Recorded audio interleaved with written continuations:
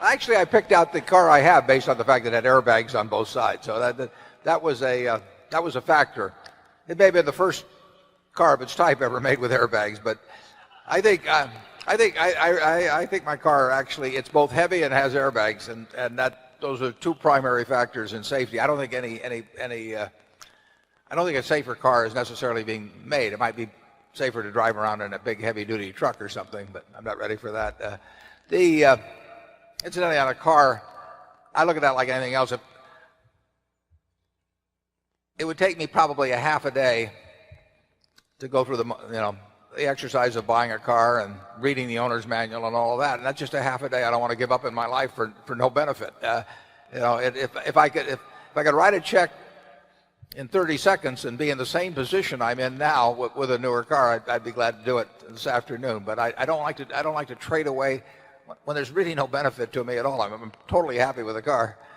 I just don't want to trade away the amount of time I'd have to spend fooling around to get familiar with and get title to and do all the rest of the things, pick one out, so a new car. But if there's a safer car made, I'll be driving in it. Well, in personal consumption, Warren is more frugal.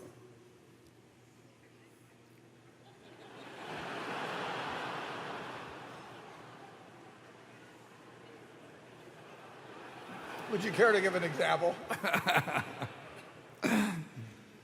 Warren lives in the same house he bought for a very modest price, what, in 1950 something? I bought it in 1958, and you moved into yours about 1960, didn't you?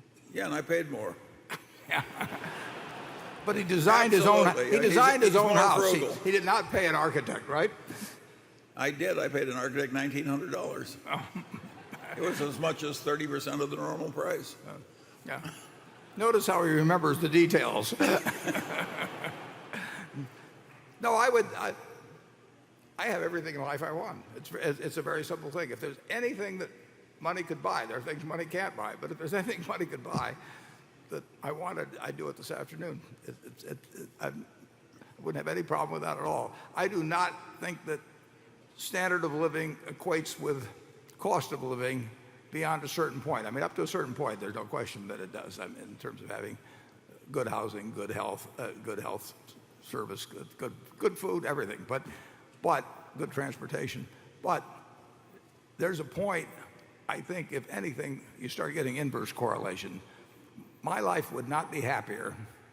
In fact, it'd be worse if I had 6 or 8 houses or a whole bunch of different things I could have.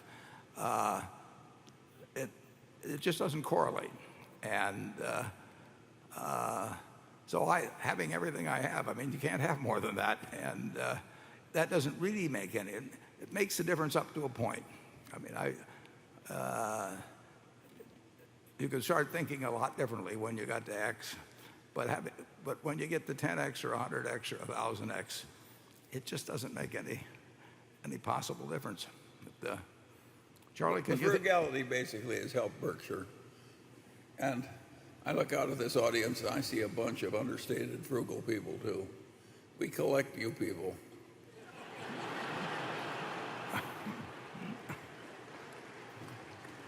But forget about it this weekend.